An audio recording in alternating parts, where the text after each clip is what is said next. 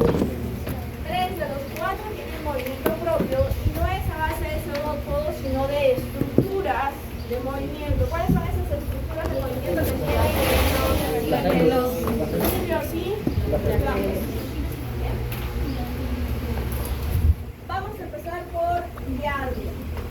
Aquí tenemos el resultado de la sesión del día de hoy. El contenido. Que ustedes están observando giardia, aquí arriba, y tricomona en la parte de abajo. Vamos a ver a modo de repaso. A ver. Calderón, quiero. Acá. Contéstame la primera pregunta.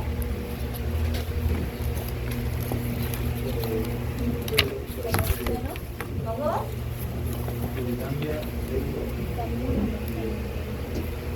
¿Tiempo y es indirecto? ¿Indirecto o directo? Ambos directos, ok, correcto. Cervantes, ¿dónde está? Cervantes, la 2. ¿Cuántos estudios de evolución de blastocistis son? ¿Cuáles son? Dos está y otro. De la Rosa, ¿dónde está? Nombre de la estructura que le permite a Giardia lambda adherirse a los enterocitos. El disco suctor.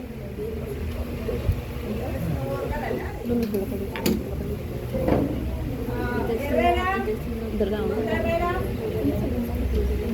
¿dónde se localiza Giardia y dónde se localiza blastocystis? Herrera, ¿dónde Herrera?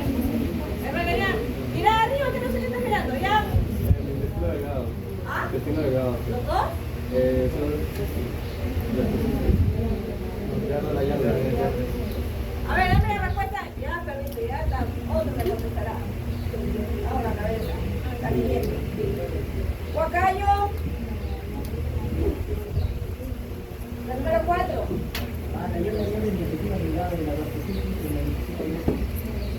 Muy bien.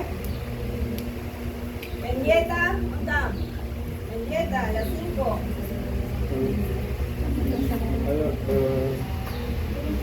Delgado. Moreno, ¿dónde está Moreno? La 5. El de pared, pues. ¿Bien? El de pared. Ok.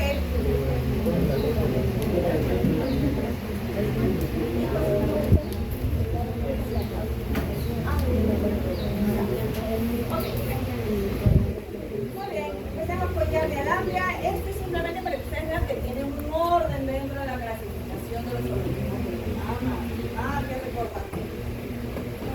Básicamente hablamos de un protozoario que tiene movimiento propio, ya que posee flagelos. Y se han agrupado en tres: giardia duodenalis o giardia lambda, giardia muris y giardia agilis. Y cada uno de ellos va a infectar a un grupo de animales. Giardia agilis a los anfibios, giardia muris, roedores, aves y reptiles, y giardia intestinalis o giardia duodenalis o giardia lambda la vamos a encontrar parasitando a los mamíferos. ¿Bien? Entonces, la parasitosis que me va a generar giardia, ¿cuál es? La giardiasis. ¿Bien? El lugar en donde se va a alojar giardia va a ser ¿en dónde? En el intestino delgado. ¿Bien? Al estar en el intestino delgado, ¿qué es lo que va a dañar? Principalmente la microvellosidad. Yo pregunto, ¿la amoeba histolítica podrá producir el síndrome de mala absorción? No. ¿Quién es el que va a producir el síndrome de mala absorción? La giardia. ¿Por qué razón? Porque deteriora las microvellosidades. Mientras que en la amoeba histolítica, ¿tendrá microvellosidades? No. ¿Bien? La distribución de este parásito es cosmopolita, es decir, ampliamente distribuido. Va a presentarse generalmente en zonas tropicales y subtropicales. Si hablamos en esos términos, ¿cuál será la área geográfica de nuestro país donde podrá haber mayor presencia? ¿Solo la selva?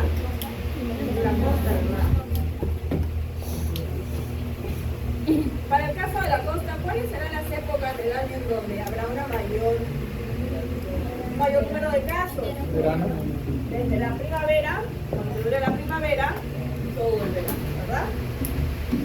¿Hay pacientes sintomáticos y asintomáticos para este caso? Sí hay. ¿Bien? Siempre el porcentaje de sintomáticos es mayor que asintomáticos. ¿Bien? ¿Quiénes serán aquellos que sean propensos a presentar una sintomatología, a ser pacientes sintomáticos? Inmunosuprimidos, los niños que están en proceso de formación del sistema inmunológico y los adultos. ¿Bien? ¿Esta parasitosis está vinculada al nivel socioeconómico? Sí, también. Falta de agua potable y de buen manejo de los desechos. Aquí abajo hay algo importante. Esto me dicen que hay un fenotipo A y un fenotipo B. Cuando hablamos de fenotipo estamos hablando de genes. Quiere decir que hay cierto grupo de diarreas que van a tener retrogenoma, un factor genético de tipo A y otro factor genético de tipo B. Me dicen que B me va a generar sintomatología más severa. Eso, ¿qué término biológico que tuvimos en la primera clase me podrían dar? Tenemos un factor de virulencia que es si es del tipo A o del tipo B. Cuando sea del tipo B, entonces será más severo. ¿Bien? Okay. Estadios evolutivos, como todos los protozoarios, tiene dos: quiste y trofozoide. ¿Bien? Veamos aquí. Miremos aquí. ¿Qué forma tiene? Piriforme. Más ancha en la parte anterior y se va haciendo más aguzada, más delgada en la parte posterior. ¿Cuántos pares de flagelos cuenta? Cuatro pares de flagelos. Dos en la parte anterior, dos en la parte antero ventral, ¿bien? Dos pares, y un par posterior. Ven ustedes acá que en los tres dibujos hay como si fuera una rayita que parte de la mitad. Esto es como si fuera la columna vertebral, el axis. Es lo que le da o le permite tener esa forma. ¿El accesor está presente en Antamueva? No, porque la ameba no tiene forma definida. ¿Cuántos núcleos tiene este trofozoito? Un cariosoma bien prominente. Ahora, si ustedes ven, tiene una parte cóncava y una parte convexa. En la parte ventral tiene lo que se llama el disco suporio. Y es como esos chuponcitos de plástico que ustedes colocan para poder probar sus cosas. Ustedes, para que eso prenda, ¿qué hacen? Crean un vacío, ¿verdad? Lo presionan, quitan el aire y ya se chupón. Es lo mismo con ese disco suporio. Va a haber un movimiento, se quita el espacio, se quita lo que hay entre el aire que se genera entre el heterocito y el discositorio, se presiona y ya se fija. ¿Bien? Es una estructura de fijación. Ok, muy bien. Pasamos al estadio evolutivo. Forma esférica, ovalada, ovoide, horizontal, algunos le llaman. Use la palabra que más fácil de usar. ¿Cuántos núcleos voy a tener? Si es maduro, 4. ¿Bien? Eso es lo que me interesa. ¿Qué otro parásito tenía 4 núcleos? Entonces tengan cuidado cuando lean el enunciado. Esos 4 núcleos no vayan a lanzarse a Altamueva. Ahora están viendo que Yardia también tiene 4 núcleos, ¿bien? Bajo su forma quística. Si hablan a grandes rasgos, digo, tiene 4 núcleos. ¿De qué otra cosa se valdrían para hacer diferencia? Yo estoy hablando de un quiste. Tiene un quiste de 4 núcleos. ¿Qué más me tendría que decir el problema? La flor. Porque acuérdense, ustedes lo vieron en la práctica, ¿cómo era el tapuesto lítica? Esférica. Esférico. Esférico. Oval.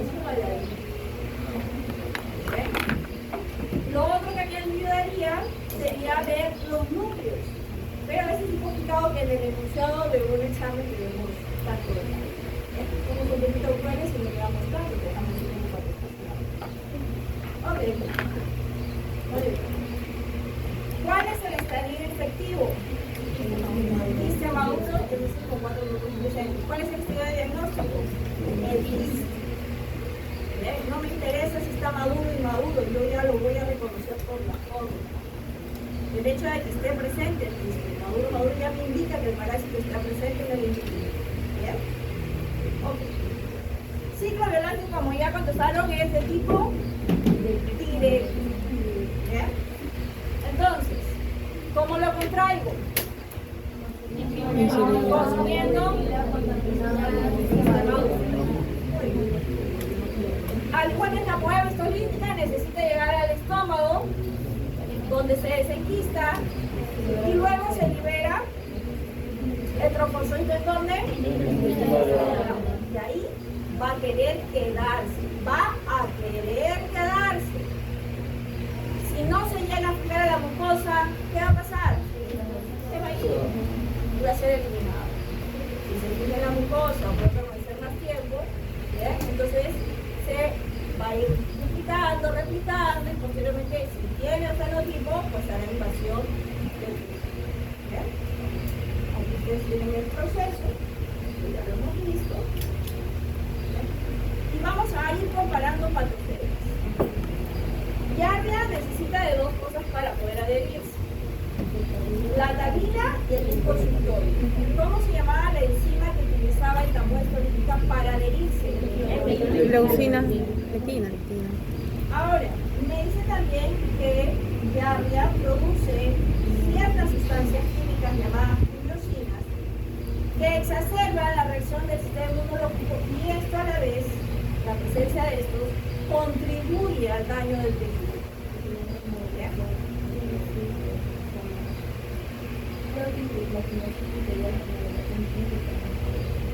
También atrae a las, dan una alerta al sistema inmunológico. El sistema inmunológico comienza a traspasar y puede llegar a haber rupturas de las células celulares y alterar el proceso.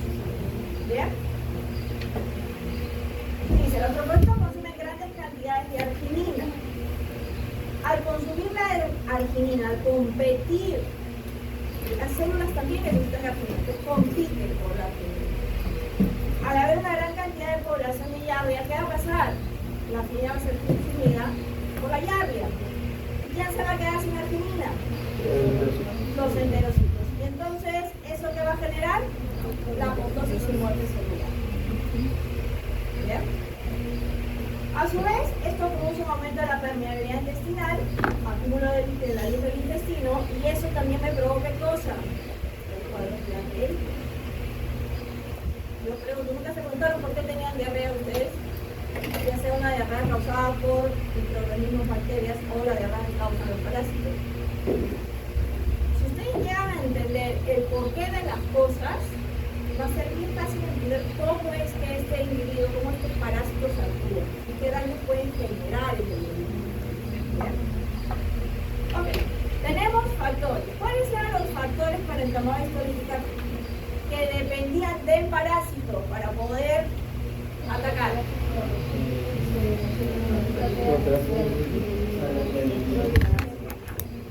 ¿Qué depende del parásito? ¿Cuáles eran? Producción de lectinas, proteasas. Cuando estos morían también generaban hialuronidasas, acuérdense que comenzaban a degradar también a los enterocitos. ¿Qué más? Había uno más. La resistencia. Resistencia no, la capacidad de degradar al complemento. ¿Bien? Degradar al complemento. ¿Qué va a necesitar? A ver. Vamos a ir acá. ¿Qué es lo que debe tener Giardia? Su factor de virulencia tipo A o tipo B. ¿Bien? Y eso le va a permitir ¿qué cosa? Atravesar la mucosa y llegar a darse el enterocisto. Lo otro que es que tenga la capacidad de fabricar ¿qué cosa? La taquina. No fabrica la taquina. la proteína de adhesión. Si no la fabrica, no se pega. Si no se pega, físicamente se va. ¿Bien? Ok. Acá. ¿Qué barreras tenemos nosotros que nos permitan defendernos o en todo caso que fallan al momento en que ya realiza? Mucosa. Tenemos primero la primera barrera, la mucosa, Mucosa. en la cual debe haber qué cosa. Mucina. Bien, otras enzimas degradadoras que evitan que una vez que alcance o que quieran atravesar esa barrera, pues sean degradados. ¿De qué más depende? Aquí está. El óxido nítrico compite a nivel metabólico, entra a la yarda y genera un daño en el interior del parásito y así logra la muerte. ¿Bien? ¿Qué más tiene que ver? Alfa-denecinas. Ok. Y el sistema inmunológico obviamente del individuo. ¿Bien? Recuerden que todo está ligado al factor inmunológico. Si el sistema inmunológico falla, entonces es una barrera para que quede, para que el parásito pueda desarrollar su vida. Muy bien. Hay algunos factores, bien, básicamente estamos hablando de la disminución del sistema inmunológico. Hay individuos que ya son genéticamente más propensos a adquirir este tipo de parásitos. Okay. Manifestaciones clínicas. ¿De qué hablamos? Aquí está. Diarrea, déficit de absorción de lactosa, síndrome de mala absorción. En algunos casos, cuando estamos hablando de una diarrea sincrónica, hablamos de periodo. En momentos donde el paciente va a tener cuadros diarreicos y cuadros de estreñimiento. Pero en una etapa aguda, ¿qué cosa va a haber? No va a haber etapas de estreñimiento. El estreñimiento va a aparecer cuando estamos hablando de una etapa crónica. ¿Bien? Entonces, recuerden estas de aquí, porque pueden ser datos para las preguntas del examen, ya sea de la S1 o del examen parcial.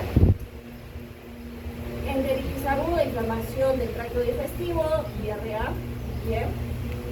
Síndrome de mala absorción, y esto se puede visualizar también diarrea o estatorrea, y obviamente va a haber pérdida de peso. ¿Bien?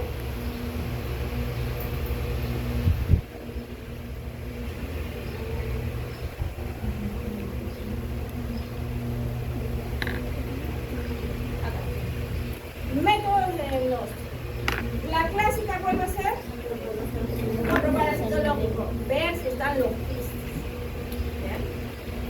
Luego hay otro método, puede ser una endoscopía. ¿Bien? La endoscopía está más relacionada cuando se sospecha ya de la presencia de úlceras. Bien, esa endoscopía va a ser acompañada con la extracción de tejido, una biopsia y posteriormente su análisis. Otra prueba no tan invasiva como una endoscopía es la del enterotés o cápsula de leche. ¿Bien? La cápsula de leche es una pequeña cápsula, tamaño de una pastillita de gel, ¿bien? A la cual está adherido un hilo. Entonces lo único que hace el paciente, ¿qué es? Tragar ese hilo con el peso del gel. Ese gel está para que recorra a modo de un ancla que lo va a hacer bajar y va a llegar hasta, va a pasar el estómago y va a llegar ¿hasta dónde? El intestino delgado. Bien, para esto, una vez que el paciente ingirió esta cápsula, se le hace tener actividad. No digo que haga ejercicio de resistencia o que comience a correr, no, pero que camine, que esté en actividad de movimiento por un espacio de 3 a 4 horas. Y luego, ¿qué se hace? Se saca el hilo. ¿Bien? No duele, puede ser un poco molesto, pero se retira el hilo. ¿Y qué voy a hacer con el hilo? ¿Me pongo a tejer? ¿Qué hago con el hilo? ¿Para qué le metí un hilo? ¿Para qué? ¿Para qué le puse el hilo? ¿Es en serio? ¿Me estudió para el examen? ¿Para qué le metieron el hilo al paciente? Para poder diagnosticar. Para poder diagnosticar, pero ¿cómo? Para ver si hay quistes. A ver, si yo quiero atrapar un pez, ¿qué hago? Le pongo un gusano y ¿qué? Tiro el gusano al agua y yo me lanzo detrás del gusano para ver si lo capturo. Yo utilizo una caña de pescar, ¿verdad? Y el gusano está pegado a un hilito al hilo de pescar, ¿verdad? El hilito en este caso, cuando llegue al tracto digestivo, al intestino delgado, va a salir con un pequeño sustrato en donde se van a fijar los trofozoides. Entonces, cuando yo extraiga el hilo, lo que voy a buscar es un hilo que se haya pegado, ¿quiénes? Los trofozoiditos. Entonces yo busco la muestra. Y así muestra, ¿qué muestra? ¿Y qué más? Veamos. Bien, entonces, tenemos métodos directos, el coproparasitológico, tenemos enterotest o cápsula de VIP y tenemos también biopsia. Bien, en primera instancia recuerden que es el coproparasitológico porque la mayoría de personas son asintomáticas. Métodos indirectos también hay. ¿Qué tienen? ELISA con muestras de heces. Bien, serología. Y tengo el PCR. Pero recuerden que el PCR es el sueño de cualquiera, pero en el posible hay varios, ¿verdad? Igual. No todos, al menos no en nuestro país, vamos a usar PCR para hacer la detección de Yardia lambris y parásitos. Tratamiento, si ya se saben uno, ya se saben todos. Entonces, Me quedé sin hojas. ¿Miércoles? Mañana, ¿no? Mañana, cuando llega la pregunta del informe, tratamiento, ¿a quién van a poner? Al metronidazol, ¿no? Porque ya se lo conocen, ya saben qué hace. Ya está facilito. Generalmente, el antiparasitario más usado en nuestro medio es el metronidazol. Vamos con Balantidium coli. ¿Por qué está el chanchito ahí? Porque es el reservorio, ¿verdad? ¿Le hace algo al chanchito? No, vive felices y contentos. ¿Bien? Ahí está. Balantidium es considerado el parásito unicelular más grande, ¿bien?, para el humano.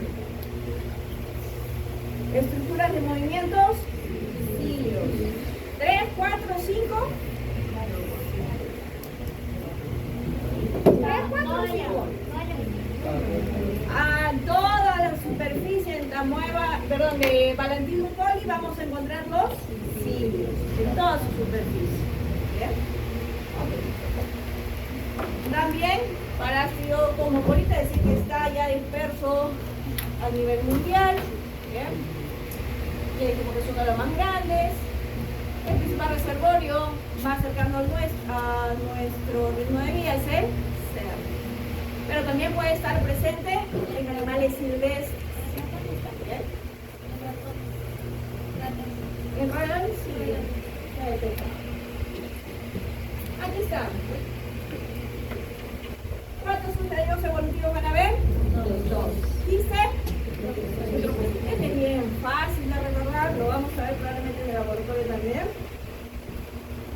Su forma es uniforme ovalada. Tiene 2 núcleos. Si ya en el enunciado me dicen 2 núcleos, yo debo estar pensando o Yardia o Balantidium. ¿Cómo diferencio? Porque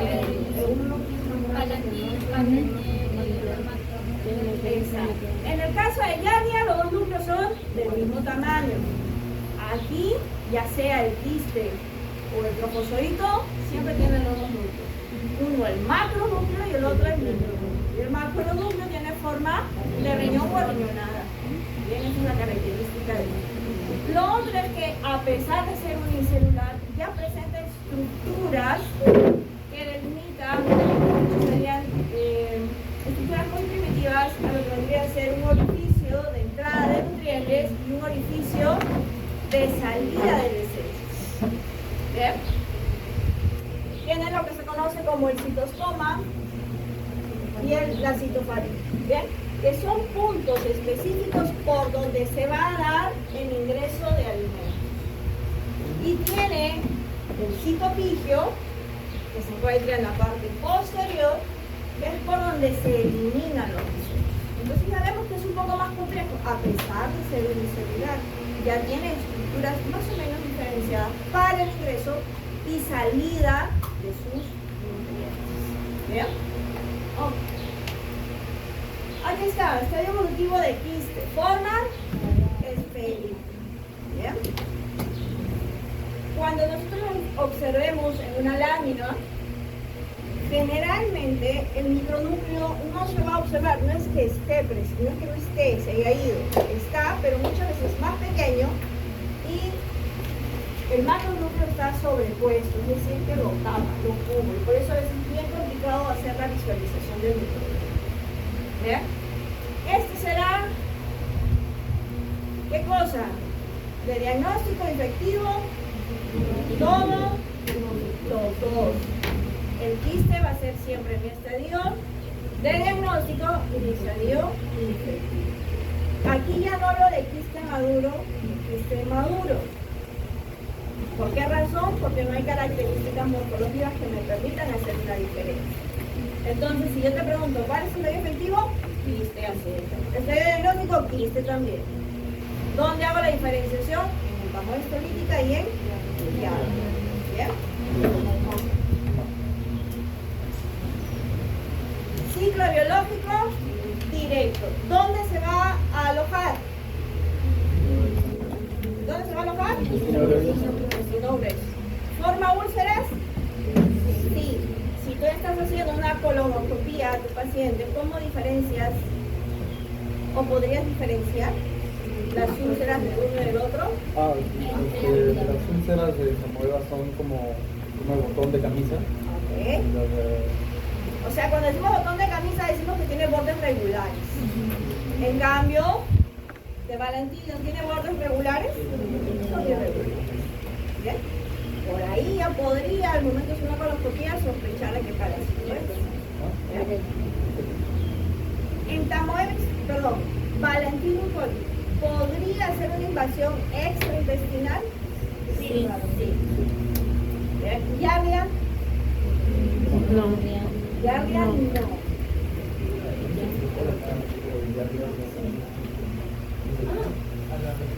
No he encontrado respuesta. ¿La vesícula? Verdad. Estaba revisando la bibliografía y no me ha salido que haya reporte. Porque muchos decían que estaba involucrada con ciertas manifestaciones clínicas oculares, pero no era directamente generada por el parásito. Está en el investigador. Ok. A ver.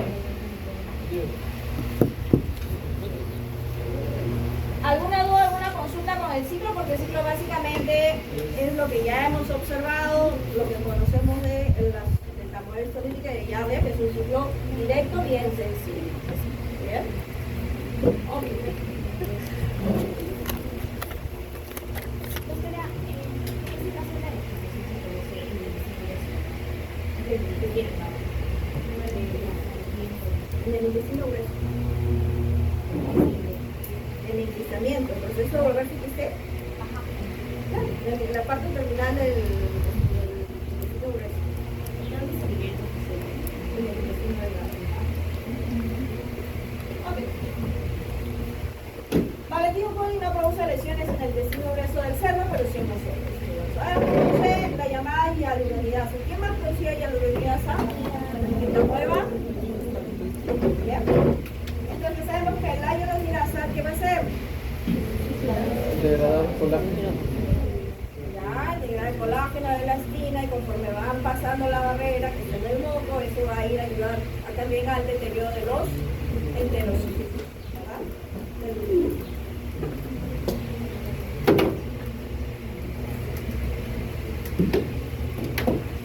Me dice, la flora bacteriana favorable al desarrollo de los parásitos.